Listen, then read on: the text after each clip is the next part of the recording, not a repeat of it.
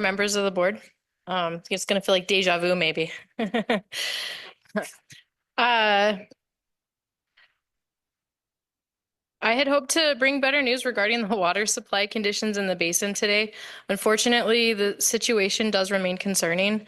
The unseasonably warm temperatures and minimal snowfall this winter have contributed to water supply levels that are significantly below where we would like to see them this time of year.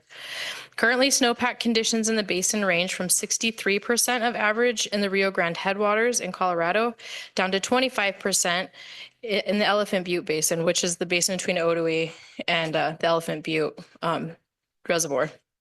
These low snowpack levels have major implications for our water supply. Snow accumulation in the mountains over the winter dictates the magnitude and duration of spring runoff, as well as how low base flows could be in the summer.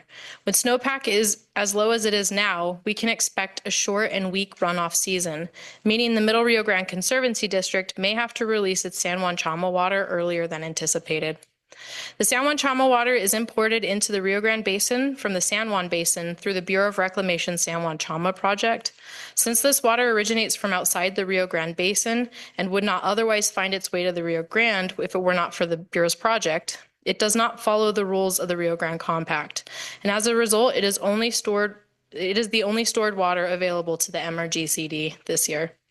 When the compact allows, MRGCD stores native Rio Grande water, which originates within the basin, and we would store that in the spring to then be released in the summer when river flows are naturally too low to meet the needs of Middle Valley farmers and their crops. However, under the Rio Grande Compact, New Mexico cannot store native Rio Grande water this year. At the end of 2024, New Mexico's Rio Grande Compact debt is estimated to be 123,000 acre feet.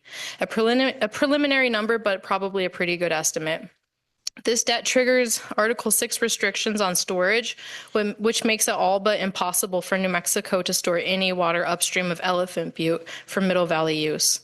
Additionally, low storage levels in Elephant Butte and Caballo reservoirs have triggered Article 7 restrictions, which further prohibit New Mexico from storing any water upstream in its upstream reservoirs. Unfortunately, even the San Juan Chama water supply is at risk this year. Snowpack conditions in the basin that supplies San Juan Chama water are currently only 56% of median. Based on these low snowpack levels, MRGCD is unlikely to receive a full allocation of San Juan Chama this year. So for context, a full San Juan Chama allocation for the MRGCD is about 20,900 acre feet.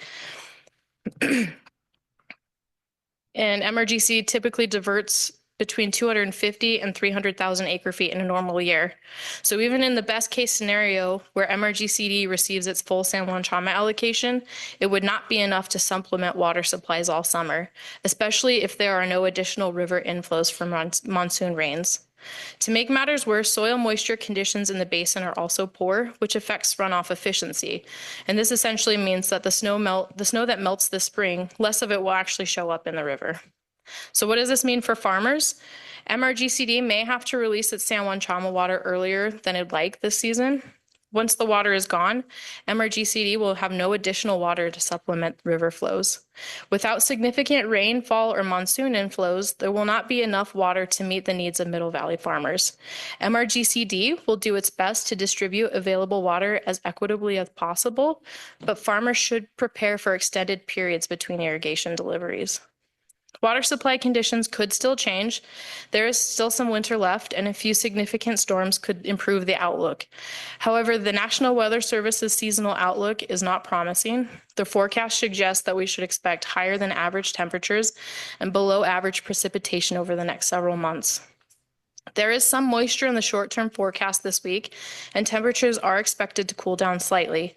While I remain hopeful, my optimism is waning. There is little time left for conditions to improve, and the current trend does not look favorable. MRGCD will start charging the system in 2 weeks. There is some uncertainty about the amount of water that will be available in the river at that time. Flows at Otoe, which measure river flows in the Rio Grande upstream of Cochiti Reservoir, are just under 800 CFS today. And that is an above average flow rate for this time of year at that gauge. And that can be attributed to the warm weather that we've been seeing this past week, which does indicate that there has likely been some snowmelt runoff in recent days. However, the forecast is calling for cooler temperatures, which I think could curtail some of the runoff into the river that we've been observing and reduce the flows MRGCD will have available to utilize for its charging on the 24th. MRGCD does not dry the river prior to spring runoff, and that is a constraint we must keep in mind as we start charging our facilities. So in summary, irrigators should prepare for a limited water supply this summer.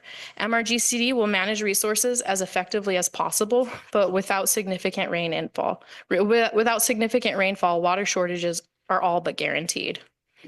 I would like to take a moment to highlight some of the off-season work that our field staff has been doing this winter, despite the poor water supply outlook.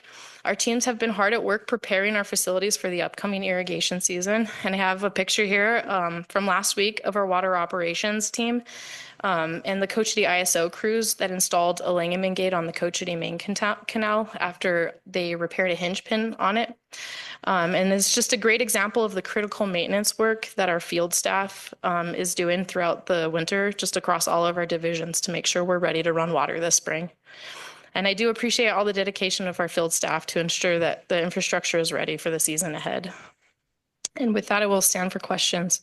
Oh, I do have an update on the volume of water that has been stored for Pryor and Paramount and Alvado as of the 5th was 2,120 acre feet.